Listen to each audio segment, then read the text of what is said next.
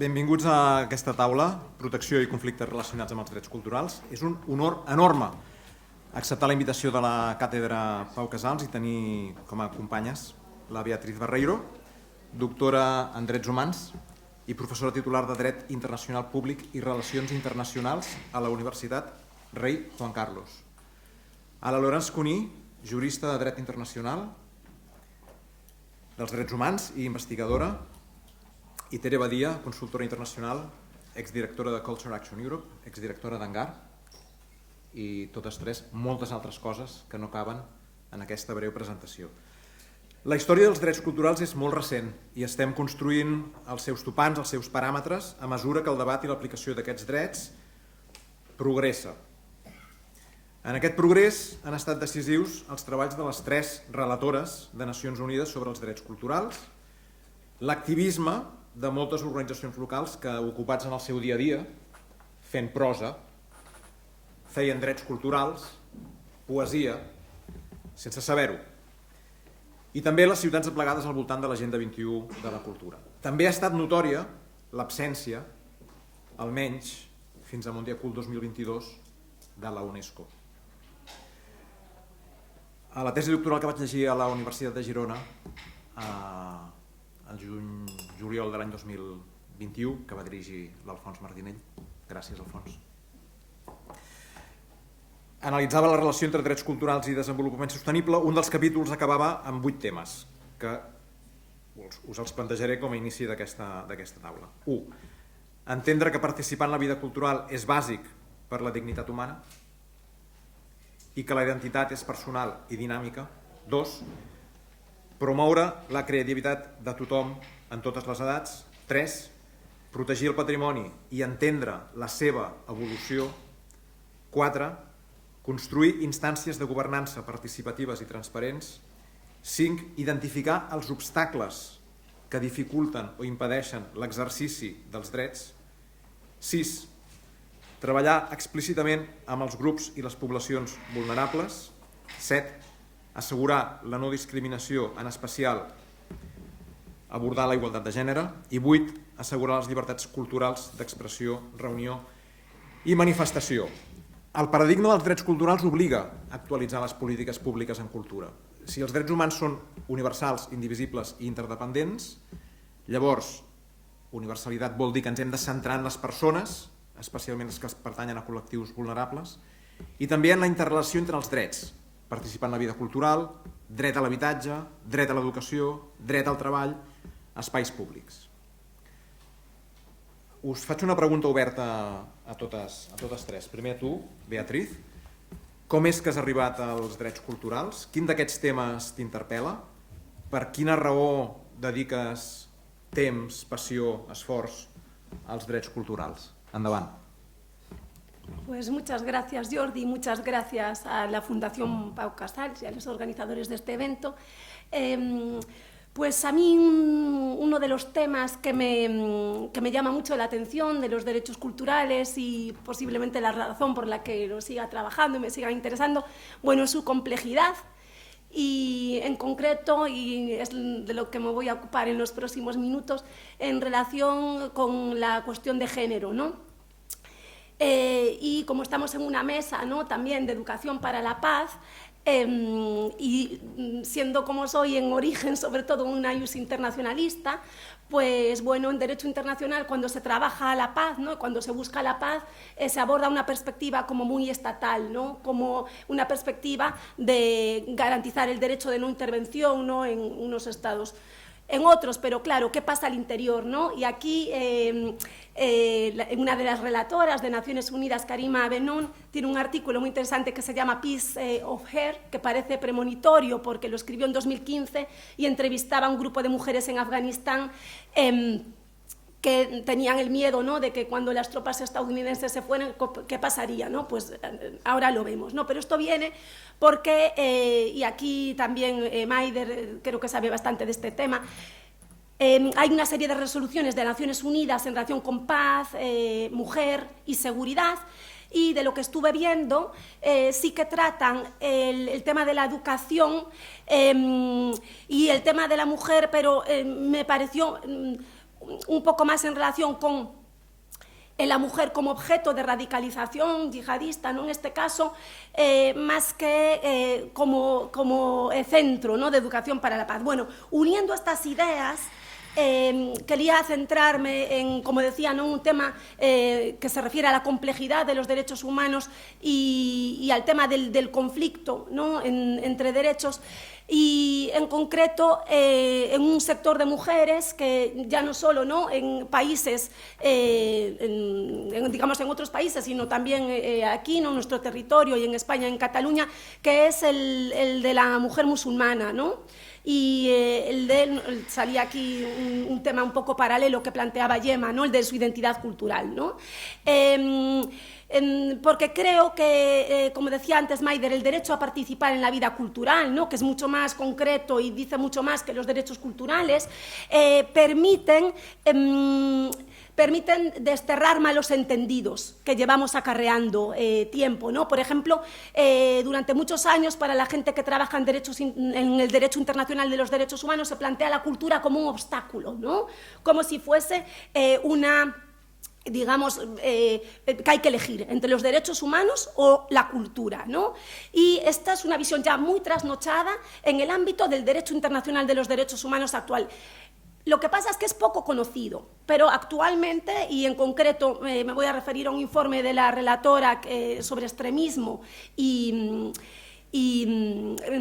extremismo y violencia, ¿no?, hacia la mujer, que señala que todo lo que tiene que ver con ideologías que plantean códigos de vestimenta cerrados, que plantean pues la pureza de las prácticas. Ella habla también del concepto de ingeniería cultural, ¿no?, que consiste en como construir prácticas culturales que realmente están muy alejadas de cómo vive la gente la cultura, ¿no? Pues bueno, digamos que en derecho internacional de los derechos humanos se ha pasado un poco de entender o de asumir la cultura como algo en contradicción a los derechos humanos, a asumirla como, digamos, a fijarse en el derecho a participar en la vida cultural de las personas al interior de una comunidad, ¿no? Entonces creo que esto es muy importante porque pone el foco en otro lugar, y en concreto pone el foco en el lugar de las personas vulnerables al interior de una comunidad determinada, porque el derecho a participar en la vida cultural sería no solo el derecho a participar en esa vida, sino también a decidir sobre las normas culturales de esa comunidad, sobre las propias prácticas, y tener una voz. En este sentido, no habría tal conflicto entre derechos culturales y derechos de la mujer, ¿no? Esto, para que se me permita, digamos, expresarme con algo más de claridad, vemos muy claro, cuando hay un conflicto en otros derechos, vemos muy claro que a veces no hay conflicto, sino aparente conflicto. Voy a poner un ejemplo que sale en los periódicos continuamente. El derecho a la libertad de información y el derecho al honor, ¿no? Son derechos que pueden entrar en conflicto, y terminaría con esto, y luego cuando podemos retomar. Pues este aparente conflicto de derechos, pues por ejemplo, si hay un periodista que publica una información sobre un político y, bueno, ahí le sienta muy mal, ¿no?, porque es que ha robado, que ha hecho esto, ha hecho el otro, pero al final eso resulta que es veraz, ¿no?, que ni siquiera tiene que ser verdad, es veraz, el periodista ha contrastado fuentes, etcétera, y además es de relevancia pública. Bueno, entonces el periodista va a estar protegido, pero no es que estemos, digamos, vulnerando el derecho al honor del periodista. Lo que está pasando es que del político, perdón, lo que está pasando es que lo que reivindicaba el político no encaja en un derecho humano, ¿no? Pues esto pasa lo mismo ahora con el nuevo planteamiento y con los nuevos matices que ha introducido la relatora de derechos culturales y la observación general, ¿no? Pues muchas reivindicaciones de comunidades culturales, de lo que significa o para ellos la cultura, y hablando así en términos muy simplistas, ¿no? Pues el Islam, lo que sucede es que hay muchas de las cosas que no encajan ahí, porque el derecho a participar en la vida cultural, y con esto concluyo, no es el derecho, ¿no?, de, como decía Maider antes, de una cultura, de una religión o de la comunidad, sino el derecho de las personas a participar en la vida cultural de la comunidad y también a diseñar las normas culturales, ¿no?, que les afectan. Vale. Muchas gracias. Vale, como primera intervención creo que has abierto unas cuantas cajas de Pandora, cosa que está muy bien. Has utilizado la palabra, el adjetivo trasnochada, pero la derecha extrema y la derecha ultra y la extrema derecha, etcétera, cada día, entre líneas, dicen esto. Ya hablaremos más y ya preguntaréis más sobre esto, estoy seguro. Laurence, què ens vols explicar? Com has arribat als drets culturals? Faig una relació histórica. Bueno, buenos días a todos. Yo llego a los derechos culturales por los derechos humanos. Y digo histórico porque yo estoy cursando Derecho Internacional en Ginebra en 93-94, que es el año en que se crea la Oficina de Derechos Humanos de Naciones Unidas. ¿Por qué es histórico? Porque entonces yo ahí me meto con el tema de derechos humanos. Y yo trabajo en un observatorio sobre defensores de derechos humanos. Y en el mismo tiempo, como soy estudiante, me gusta mucho la cultura, pues voy a ver exposiciones, voy a ver películas y hay algo que no me encaja. Lo que no me encaja es que vamos protegiendo como defensores y defensoras, abogados, personas que trabajan en organizaciones de derechos humanos en varios países, pero actores, escritores, realizadores, no hay información, no se sabe. De tanto en tanto sale un caso muy grande, como fue el caso de Salman Rushdie, que eso ya fue anterior, pero si no, eso no se cubre.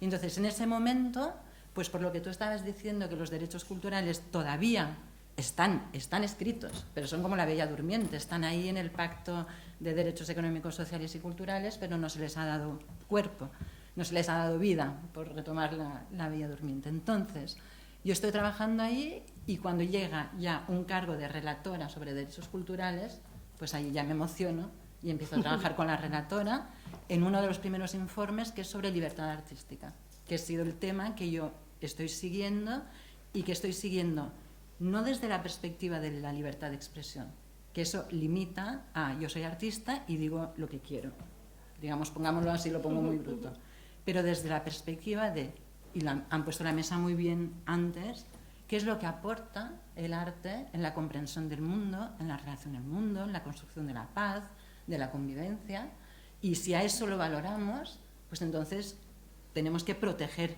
ese espacio y tenemos que proteger a las y los artistas y trabajadores culturales y nos tenemos que incluir como defensoras y defensores de los derechos culturales. Porque en la época que yo os hablo que era encargada de un programa de defensores, los defensores que venían a Ginebra decían, no, a mí no me digas de defensor, yo solo hago mi trabajo, yo solo necesito poner ahí una expresión artística sobre algo que está pasando, pero eso es defender ese espacio, eso es participar en la vida cultural. Así que así es como he llegado a derechos culturales, a trabajar con la relatora en ese informe Libertad Artística, en otro informe que era sobre el impacto de la publicidad y las prácticas de marketing, que podrías hablar si eso es violencia, en los derechos culturales, en espacios públicos y derechos culturales, y también ahora más desde la parte de la academia, que eso era una preocupación mía de libertad artística como derecho cultural, trabajando con el grupo de Friburgo sobre más ya categorías de dimensión cultural de los otros derechos. O sea, ahora que hemos definido más los derechos culturales, ¿cómo podemos volver a ver los otros derechos humanos por la interdependencia con ese nuevo aporte? ¿Cuál es la dimensión cultural de una práctica de derecho civil pura como es una condena? Una condena no es la misma en cada país, lo judicial no se lleva de la misma manera, hay una dimensión cultural. Y eso es como una parte que nos falta y que es la parte que ahora me interesa mucho. Vale, gracias. ¿Puedes explicar qué es el grupo de Friburgo? Para socializar un poco, para quien no sepa, que jo crec que el 50 o el 60% sabeu, però per si de cas. Friburgo, Suiza, no Friburgo, Freiburg, Alemania. Friburgo, Suiza. El grupo de Friburgo es un grupo académico alrededor de Patrice Meyer-Wys, pero de otras personas, una jurista francesa buenísima que se llama Mireille Delmas-Marty, que murió hace poco, que tiene una trayectoria muy buena, Emmanuel Decaux, otras personas que se juntaron para intentar sistematizar los derechos culturales que ellos veían que estaban escritos, pero les faltaba una bajada más. Y entonces este grupo escribe una declaración de derechos culturales que en su momento, tú ya mencionaste un poco lo de UNESCO, en su momento hace la declaración de Friburgo, 2007, que la intención era adoptarla en UNESCO, pero al final se adopta en Naciones Unidas, pero que da mucha materia a después lo que será el mandato de la relatora, que se crea en 2009. 2007 se adopta la declaración en Ginebra, 2009 se crea el mandato y las asistentes de ese mandato son ex-redactoras de la declaración de Friburgo, para que veáis que hay mucha conexión. Perdona que m'he extendido. No, està fantàstic, gràcies. Tere Badia, tu vens d'una altra perspectiva, del món de l'art, de la curadoria, de la recerca, has estat també treballant amb el concepte d'activista, no sé si estàs còmode amb aquest qualificatiu, però què t'interpel·la dels drets culturals? Com arribes aquí i com els treballes? Bueno, primer que tot, moltes gràcies a Càtedra d'UNESCO, Joan, Alfons, per convidar-nos, i moltes gràcies a les companyes que esteu aquí a aquesta taula, perquè jo més que proposaré cosas, pero el que estic aquí es sobretot per aprendre, porque son unas súper expertas todas ellas. O sea que yo llego a los derechos culturales pues desde las prácticas, francamente. Como decía Jordi, estuve mucho tiempo trabajando en Hangar, llevando la dirección de Hangar, y de ahí pasé a Cultural Action Europe, que es una red europea. Hangar es un centro de producción aquí en Barcelona, producción e investigación de artes visuales, y Cultural Action Europe es una red, una macro red que tiene su ámbito de acción en toda la Unión Europea. Y me llevé y hemos estado trabajando durante el periodo que también estuve allá yo creo que todos los derechos culturales estaban cruzando constantemente el trabajo que estábamos haciendo. Por un lado, claro, viniendo de las prácticas, es lógico que te refieras un poquito a los derechos culturales de los propios trabajadores culturales. Y entonces ahí sí que trabajamos muchísimo sobre la sostenibilidad del trabajo cultural, sobre el famoso Estatuto del Artista, el Estatuto del Artista Europeo, sobre la libertad de expresión artística y sobre otra cosa que sí que tuvo ningún éxito, que fue la aportación de las artes, o sea, el derecho de aportar por parte de las artes al conocimiento en general, a la ciencia, a las tecnologías y también a las comunidades. Esto por un lado, desde estas prácticas, con una mirada muy clara en lo que eran los propios derechos del sector, de la gente que estaba dentro del sector, y por otro lado también, y con grandes aliados como la agenda, la gente de la campaña de la agenda del Objetivo Cultura, pues referida sobre todo a ese valor transversal, ¿no? A ese vector, ese factor de vector que tiene la cultura con respecto de la manera que miramos el mundo. Y aquí, bueno, pues aquí estuvimos trabajando, pues hemos estado trabajando mucho tiempo pues en el famoso primer draft del Objetivo Cultura que se presentó en Mondiacult. Estuvimos contribuyendo muchísimo con la Carta de Porto Santo, no sé, supongo que la conocéis, la Carta de Porto Santo, que también se cuestionaba el papel de ese debate entre la democratización de la cultura y la democracia cultural, que me parece muy interesante porque si la democratización de la cultura en principio no tuvo esos resultados que eran esperados, ¿no?, de amplificación de audiencias y que en principio podía asumir una noción más esencialista de lo que es la audiencia, o sea, las audiencias son todas homogéneas, pues pasaba y atravesada por el concepto de los derechos culturales, pasaba más a la idea de la ciudadanía cultural, ¿no?, al papel de las instituciones culturales, al territorio digital, a la educación y al ejercicio de derechos y deberes culturales, que me parece una de las grandes aportaciones de la Carta de Porto Santo. Y luego, naturalmente, también desde una super experiencia que tuvimos con colegas que también están en esta sala, que fue Culturópolis. Y fue unas jornadas internacionales sobre derechos culturales que organizó el Ayuntamiento de Barcelona, pero también con la colaboración de Cultural Action Europe, el apoyo de CGLU y también la complicidad de la academia, aquí representada por Nico Barbieri, ahí detrás. Que yo creo que fue una experiencia bastante interesante, sobre todo de cara a reforzar el conocimiento sobre los derechos culturales, para garantizar también su impulso y para divulgar también este carácter universal de los derechos culturales. Fue un evento de ciudad que cruzaba todo esto que os decía antes, las prácticas, o sea, los debates públicos, las prácticas sobre los debates sobre los sectores, la presentación de proyectos y luego una cosa que se ha comentado en la mesa anterior, que también es la capacidad de la fiesta como un elemento fundamental para reunir a todas esas comunidades sin necesidad de grandes debates. Entonces, esa reunión de comunidades fue muy interesante. Y desde ese trabajo, bueno, pues sí que hemos constatado, y es obvio, el atravesar, ¿no? Cómo atraviesan los derechos culturales los derechos fundamentales, ¿no? Dignificación de trabajo, sostenibilidad de las vidas, necesaria diversidad, protección de la libertad de expresión, igualdad de oportunidades, acceso y participación en cultura.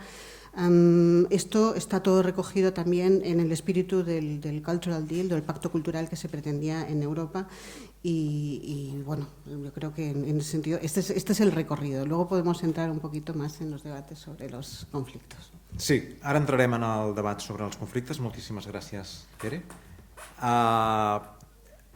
Una pregunta més i després us dono la paraula a vosaltres, però l'aparició, ho ha dit la Jasmina en el diàleg amb l'Alfons al començament, l'aparició del paradigma dels drets culturals remou les estructures de poder i de governança del sector cultural, és a dir, les organitzacions i les institucions culturals. I possiblement aquest tema en parlareu a la tarda, Nico, però deixeu-me de presentar que això és una font de conflicte. Bueno, gestionar el conflicte, doncs aquesta és l'objectiu de la democràcia, no? D'una societat democràtica, és gestionar els conflictes de manera oberta i participativa. No ha de fer por, no tiene que hacer miedo, no passa res, gestionar el conflicte està bé. Primera acotació. La segona és més complicada, perquè té a veure amb el que les relatores especials de Nacions Unides, la Farida, la Karima i l'Alexandra ara, han fet en els seus informes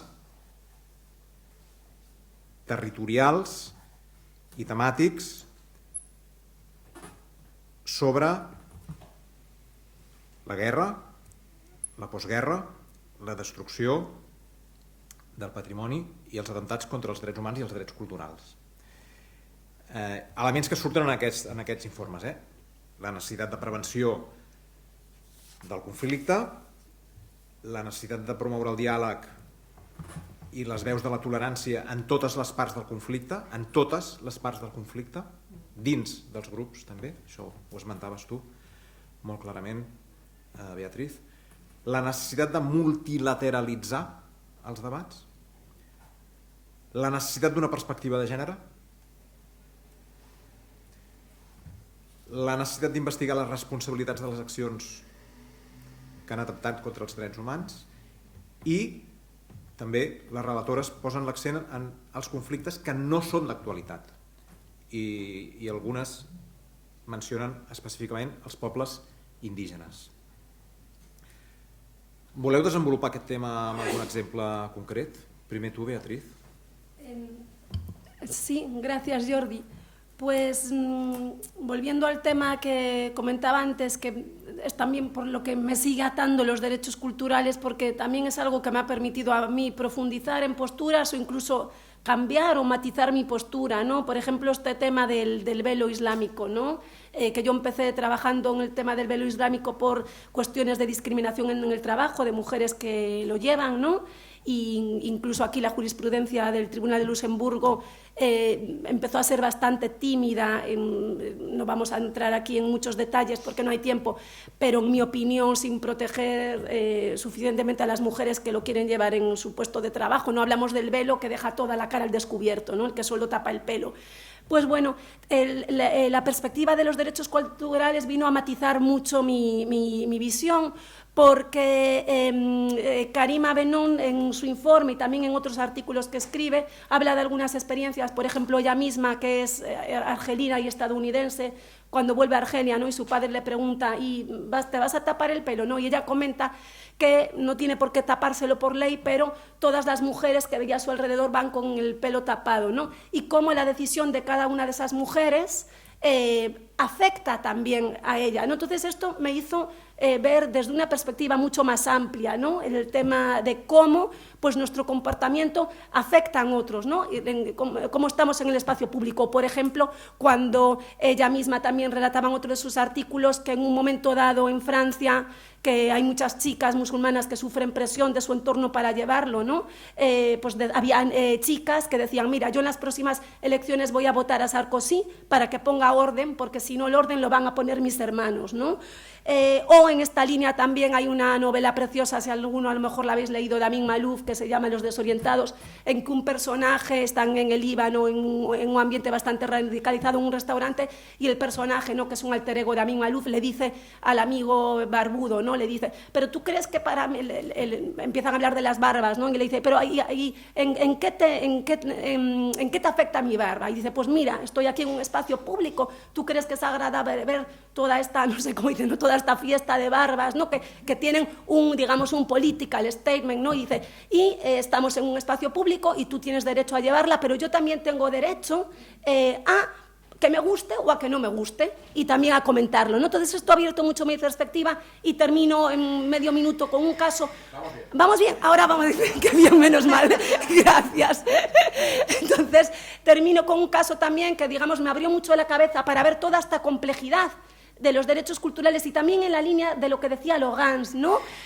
Cómo ver muchos otros derechos desde una perspectiva de los derechos culturales es que amplía y mejora la visión de esos otros derechos, ¿no? Porque si os fijáis, en este caso también estoy hablando de la libertad religiosa, ¿no?, del aspecto externo de la libertad religiosa, que es mostrar una vestimenta o algo concreto, ¿no? Entonces, me parece que hay un caso súper interesante en Reino Unido, que para esto creo que son mucho más pragmáticos que pues, en el derecho continental, en Francia y España, y esto se ve de forma muy clara en Francia, que tienen todos estos problemas con las leyes de prohibición de vestimenta, porque son leyes generales, ¿no?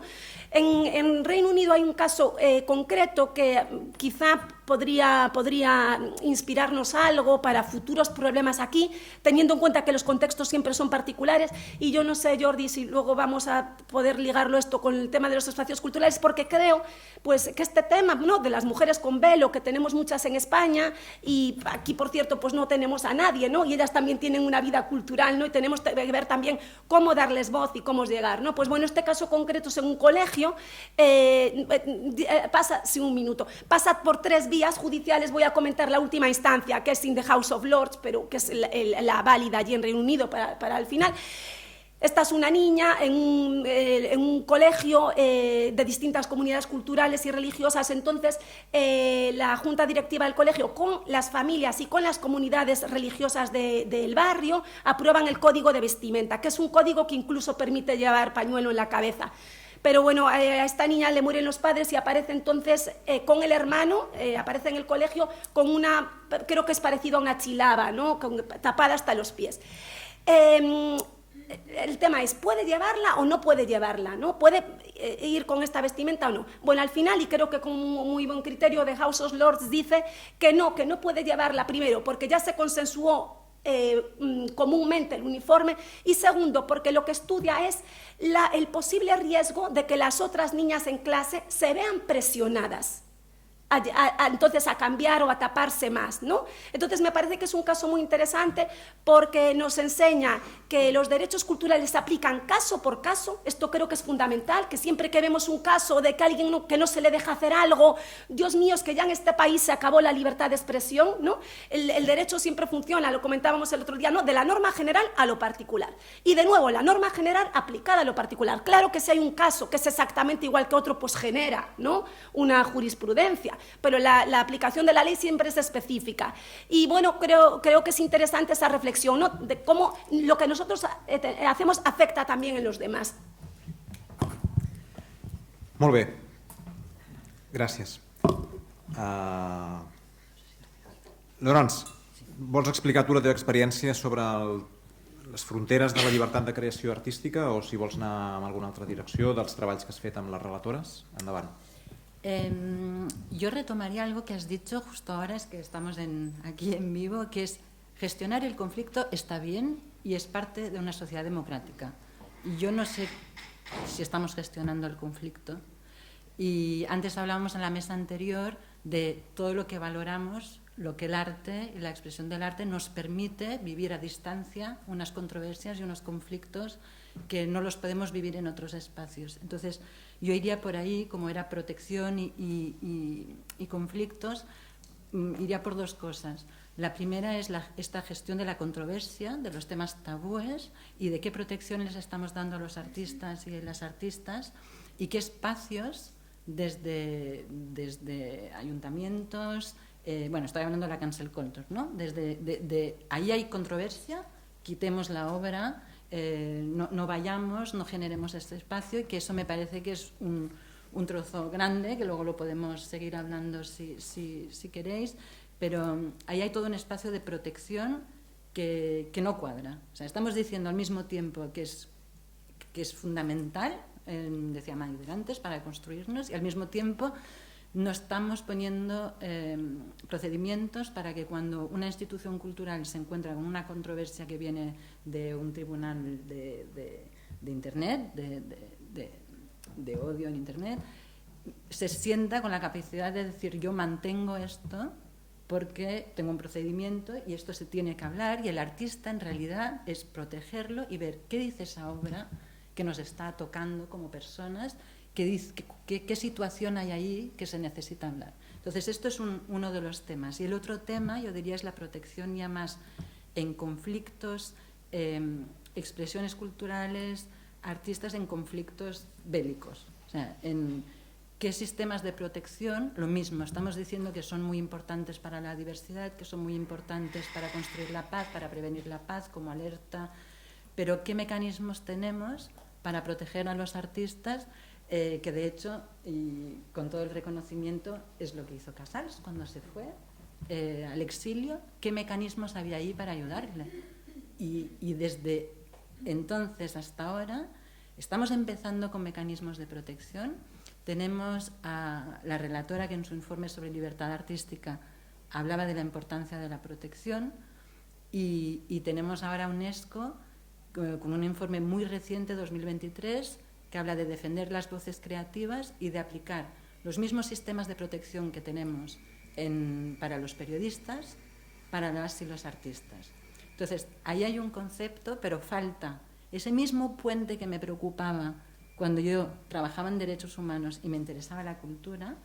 Ese mismo puente todavía no está tanto, porque lo que decías tú, Tere, desde el sector cultural son tantos los temas que afectan al sector que resulta difícil hacerse también portavoz, como una organización de derechos humanos, de casos que afecten y vulneren la libertad artística. Entonces, ahí hay como cosas que todavía no están del todo articuladas en la protección, y bueno, si tenemos otra ronda, quizás ir más hacia propuestas, pero no creo que la vamos mucho y nos vamos a quedar sin. Pero bueno, desde el público, si queréis preguntar por ahí, estaremos muy contentos de seguir. Exacte, és el que anava a dir, en funció del que les nostres companyes i companys de l'audiència vulguin desenvolupar.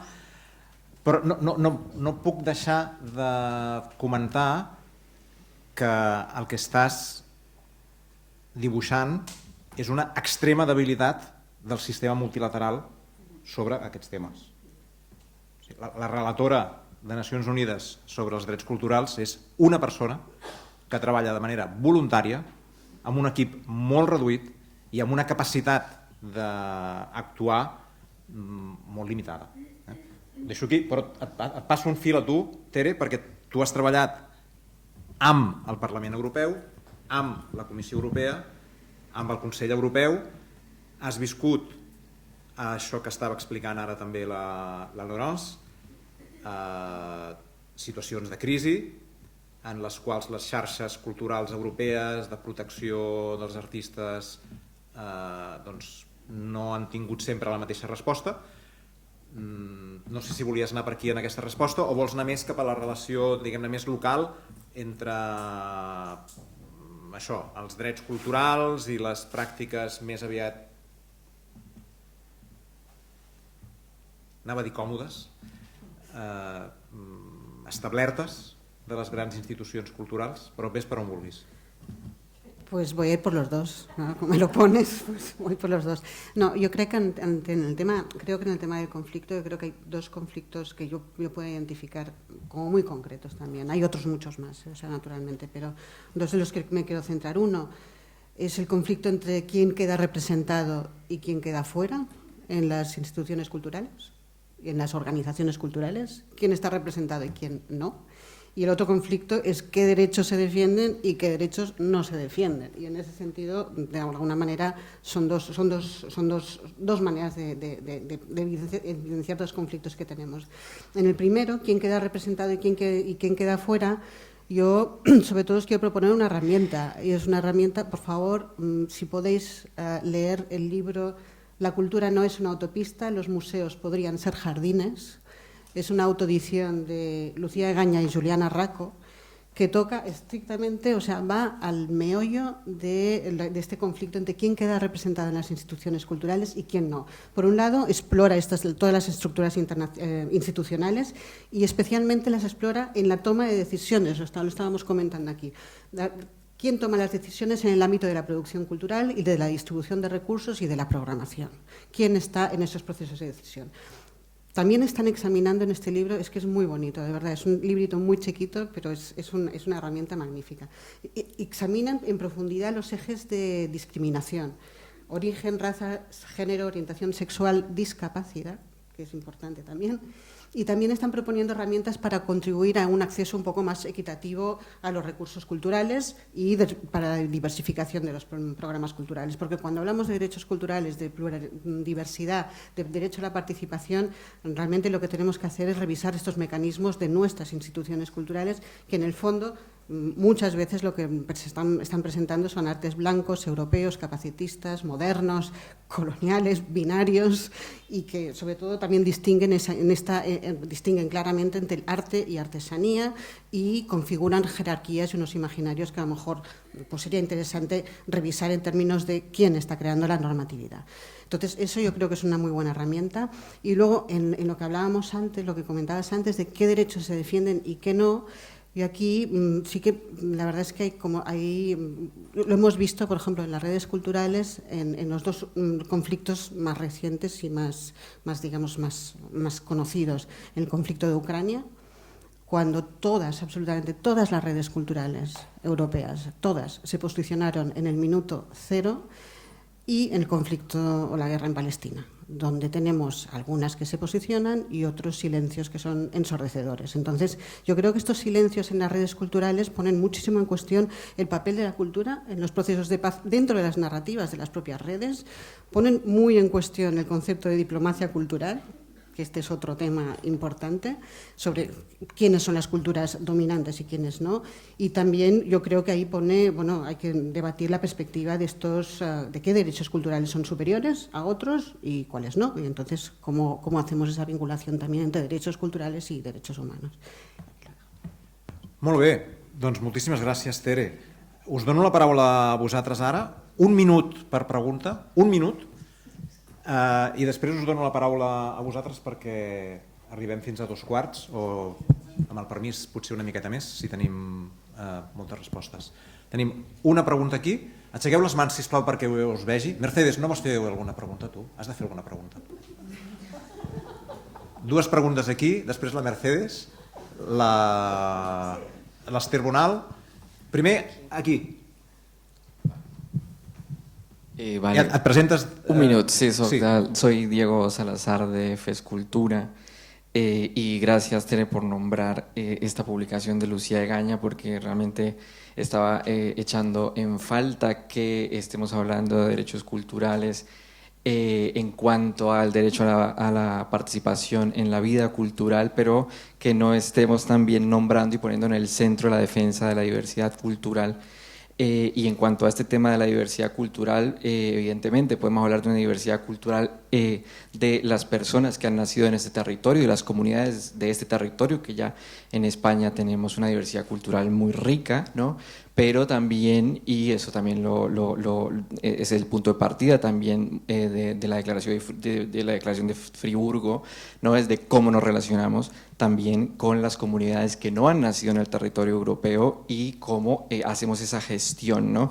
Y yo no quiero, además de aprovechar para que nombras Ucrania y nombras Gaza, pero no nos olvidemos que tenemos la frontera más mortífera del mundo en el mar Mediterráneo.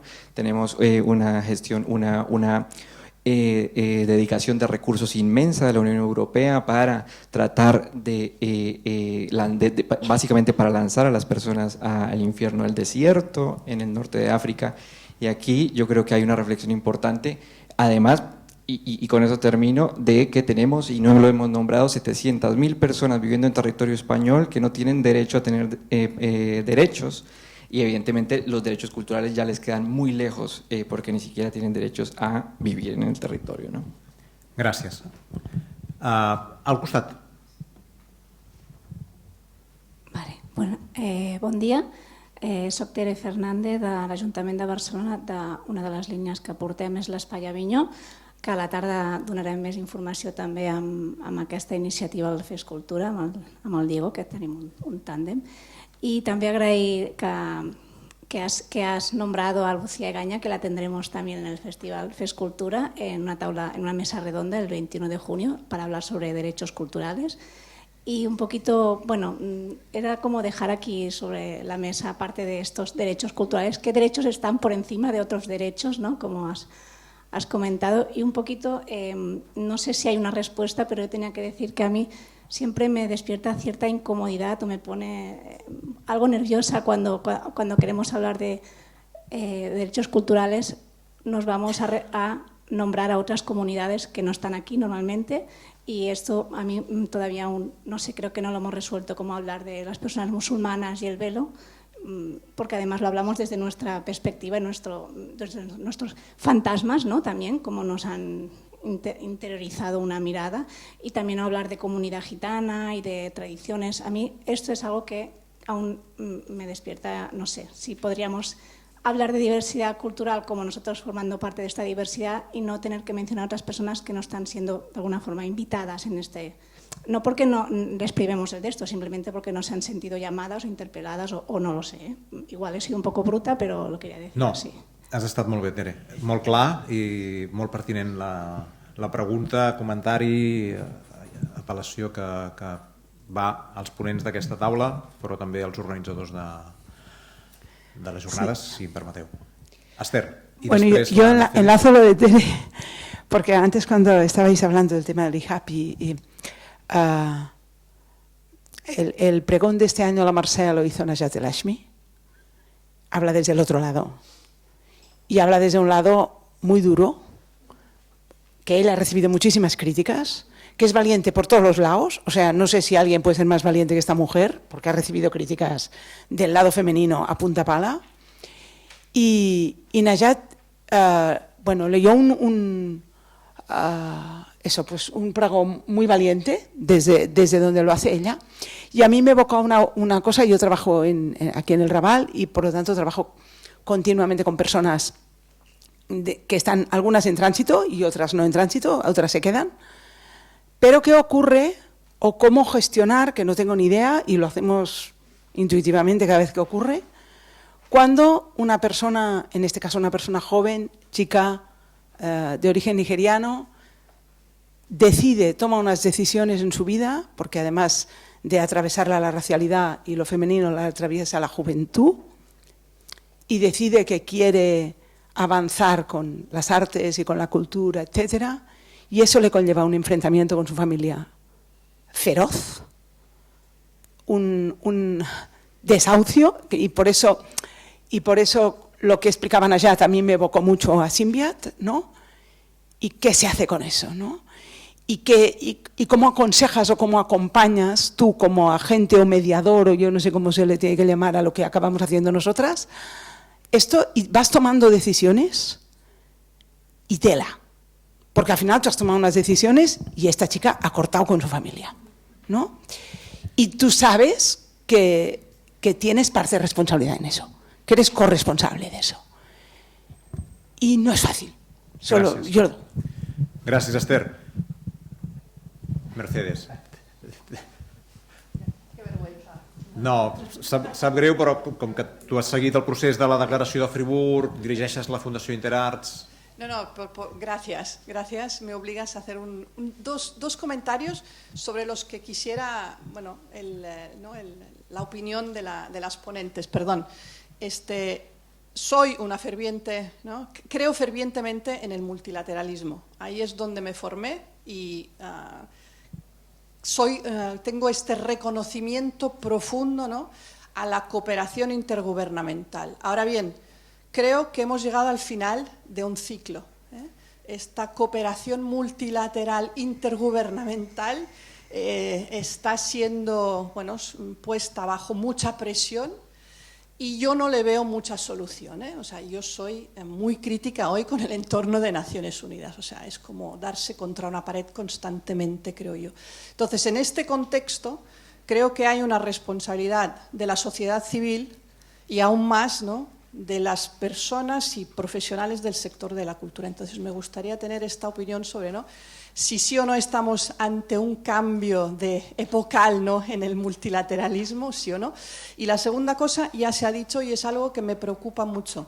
Como persona, yo soy ciudadano de un país X, da igual el cual, que en este entorno y me muevo, ¿no?, como ciudadano en un espacio muy definido, soy sujeto de derecho, ¿sí?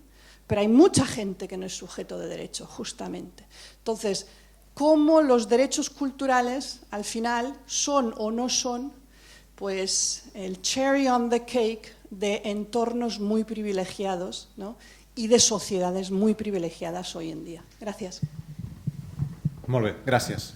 Jo crec que el Nico té unes reflexions no ara, per la tarda. No se vayan, perquè a la tarda en Nico i la seva taula rodona abordarà aquests temes sense cap mena de dubte. Si vols. Teniu 2 minuts per respondre, 2-3 minuts. I m'encantaria estar una hora més aquí, però tenim el temps que tenim. Beatriz. Pues entonces voy a ir al grano con lo que me interpela a mí directamente, aunque tenía otros comentarios para las otras preguntas. Agradezco muchísimo que haya surgido este debate aquí con todas vuestras ideas, porque precisamente es lo que querría y lo que no me dio tiempo a decirlo. Yo venía a plantear este tema aquí precisamente con vosotros para ver, bueno, cómo estáis experimentando estas cuestiones, ¿no? Porque con Gemma Carbón, con arte, en las experiencias que tiene en colegio, yo me acuerdo que nos comentaba de alguna niña, ¿no?, que si no realizaba alguna actividad por la vestimenta o algo bueno. Me gusta mucho porque, a ver, en primer lugar, un matiz muy importante. Cuando yo hablo de las mujeres musulmanas o que viven en entornos donde hay ley musulmana, pues Karima Benoun, de hecho, ella pertenece a una red, junto con también otra de las relatoras, de mujeres que viven en países de ley musulmana, en mayor o menor medida. Entonces, bueno, estoy trasladando su voz, ¿no? No estoy hablando de, digamos, estoy trasladando un deseo, ¿no?, de mujeres que han dejado documentado su queja, ¿no?, sobre una visión de la religión que les limita, ¿no? Y me gustaría ver cómo podríamos hacer aquí, ¿no?, para dar voz a esas mujeres, ¿no? Y lo hablaba ayer con Jordi, cómo llegar a ellas, porque efectivamente aquí no vemos a una mujer con velo, ¿no? ¿Cuál es el diagnóstico? Sería muy difícil de hacer, ¿no? Probablemente yo creo que las escuelas, como los niños tienen que ir al colegio y las niñas, ¿no?, es un lugar privilegiado, ¿no?, donde igual involucrando a las familias ahí pueden surgir procesos interesantes. Decía el compañero también que faltaba diversidad. Yo precisamente lo que trataba era de abordar una diversidad, no lo dije explícitamente, pero yo creo que la diversidad dentro de la diversidad, ¿no?, precisamente pues las mujeres de una comunidad cultural particular. Luego otro tema que también me chirría bastante, y aquí tomo nota de un antropólogo de un encuentro que tuvimos en Baeza, que lo dijo de forma muy clara, y yo también lo digo como jurista. Bueno, esto de no hablar, ¿cómo decir?, sentirnos incómodos o no poder hablar, no poder investigar sobre un tema de cuya comunidad nosotros no somos parte, lo veo muy peligroso, porque creo que nos puede acabar segregando. Y él decía, como antropólogo, él escribió un libro sobre mujeres en el ámbito universitario, ¿no? Y le decían, ¿cómo lo has escrito si no eres mujer? Mira, yo soy un antropólogo, yo tengo mi método científico y yo lo aplico, ¿no? Y lo mismo digo para mí, ¿no? Yo en realidad soy yo trabajo con los derechos humanos y me he empezado a interesar en este tema precisamente también, como dije al principio, con mucha autocrítica, ¿no? Porque yo al principio empecé con este tema muy vinculada a las comunidades culturales un poco entendidas en este sentido, ¿no? Y lo dije claramente, ¿no? Por supuesto que hay el derecho, ¿no?, por ejemplo, a trabajar con el velo, exacto, pero luego también creo que tenemos que problematizar, como decía la compañera, ¿no?, que me gustaría mucho luego que siguiésemos hablando, ¿no?, porque estos casos que plantea son muy interesantes, porque que es lo que plantea, ya me estoy pasando, pero la versión Vamos anticuada, la versión anticuada era o te quedas en la comunidad cultural o te vas y el Estado te garantiza los derechos, ¿no?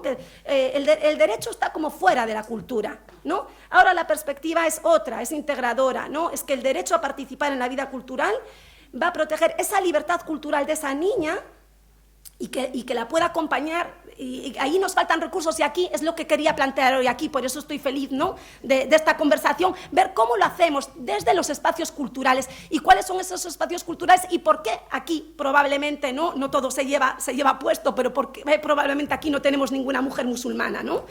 Porque está trabajando, porque está en casa, ¿no?, que no todo es cultura, ¿no? En fin, gracias. Vale. Podeu parlar amb la Beatriz després de la sessió i amb la Laurence i amb la Tere. Laurence. Sí, eso dicho, yo voy a algunos recursos, indicaciones que quizás se pueda ir a buscar ahí más información sobre el tema de la diversidad y diversidad de diversidades. Apuntar que yo trabajo con una cátedra UNESCO también, que es de diversidad de expresiones culturales, que está en Quebec. Y ahí estamos con la tercera y la cuarta edición de unas jornadas sobre derechos culturales de las personas migrantes. Y trabajando esa temática desde la perspectiva de artistas, desde de la política pública, y las jornadas se llaman Acceder a sí mismo y acceder al otro, ¿no?, que retoma también unas cosas que hemos dicho aquí, y igual ahí hay unas publicaciones en las que también están otro tema que ha salido un poco, que es el de la responsabilidad, el de no revictimizar, el de hold up de la miseria por parte del sector cultural. Esos temas están tratados y creo que ahí hay información, fuentes de información interesantes. Cátedra UNESCO, jornadas migrantes. Otro informe que me parece muy capital para este tema que tocaba Beatriz es el informe de la relatora sobre cultural mixing, que no sé cómo se llama en español. Mezcla cultural, que distingue mucho entre qué es la apropiación cultural, qué es de hablar de un tema en el que nosotros también estamos afectados por ese tema, etcétera, etcétera. Y a mí me ayudó mucho, porque yo estaba también muy incómoda a veces, llegando además desde una perspectiva de jurista, que es como que estás al lado, ¿no? Pero yo también soy ciudadana, yo también estoy preocupada por algunos de estos temas, y entonces ese marco me ha ayudado bastante. Un ejemplo, en un encuentro del hold up de la miseria con una persona que racisée, se dice en francés, no sé cómo se dice aquí. Racializada. Autora de un manifiesto sobre descolonización de las artes. Nosotras estábamos teniendo un debate y la moderadora que nos había invitado se fue de las casillas diciendo que lo que decía ella era racista. Entonces ahí como que lo que quiero apuntar es que esta generación de espacios para que estos debates puedan tener lugar no es solo responsabilidad del sector cultural, es responsabilidad de política pública, porque no es fácil, lo decías tú, no es fácil esa responsabilidad. De repente te encuentras con manejar las controversias, manejar temas muy sensibles. Entonces, ahí hay procedimientos, hay cosas que pueden ayudar, desplazar, no son ni los artistas terapeutas, no todos tienen esas capacidades. Entonces, ahí procedimientos existen, ya museos que tienen procedimientos para cuando se les pide quitar obras, decir, sí, ya tenemos un comité que esto lo va a ver, que no tienen que reaccionar en 10 minutos o si no se los cargan públicamente. Entonces, hay cosas que existen y que apuntan a resolver conflictos de cosas que son muy sensibles y que desde lo artístico o desde lo político o desde lo jurídico, unos y otros nos vamos moviendo con cuidado, sabiendo que estamos también implicados personalmente. No solo desde nuestra posición de trabajo. Y para responder a Mercedes sobre el multilateralismo, yo voy a final de agosto a unas jornadas que se llaman el fin de los derechos humanos, desde la academia, ¿no? Y ahí hay toda una temática muy fuerte, pero los derechos culturales para mí son parte de una posibilidad de ir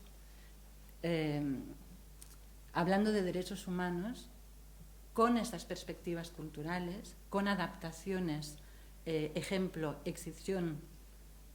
Podemos quitar la práctica que genera problemas de salud, poniendo en su lugar una práctica de rito artístico que no genera esa problemática, etcétera. O sea, cosas de este tipo, yo creo que desde los derechos culturales aporta mucho.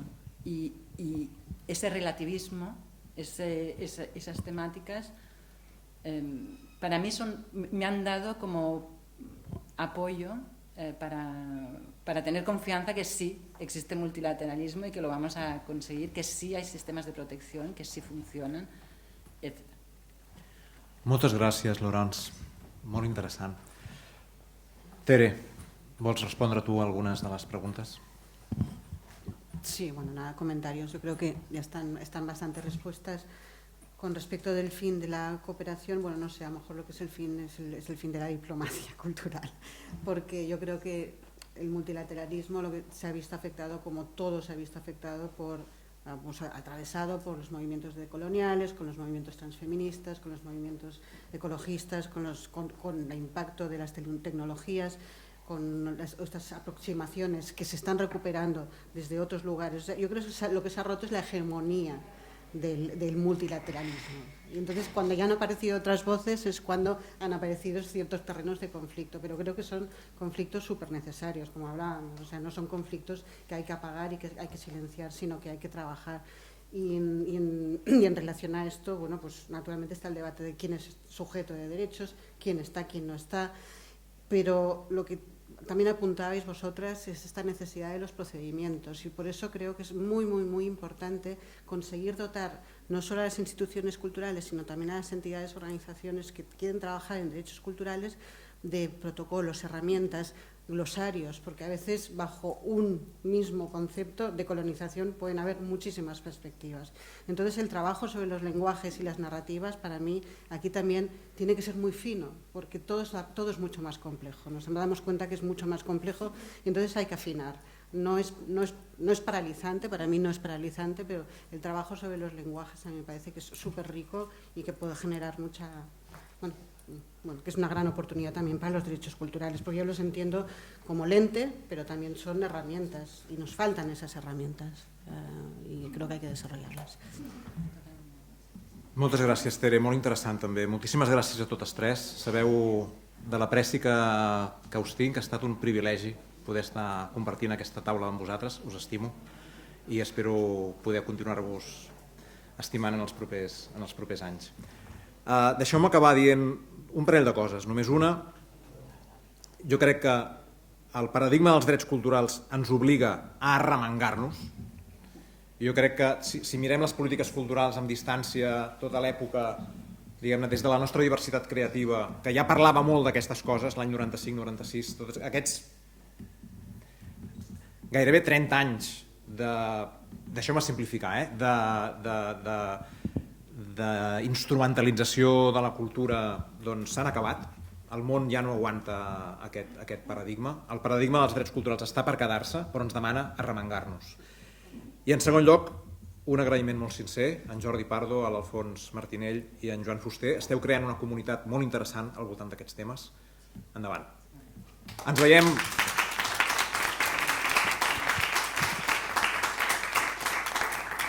Ens veiem a 3:15 de la tarda, i aquí deixo aquesta perla sense traduir perquè...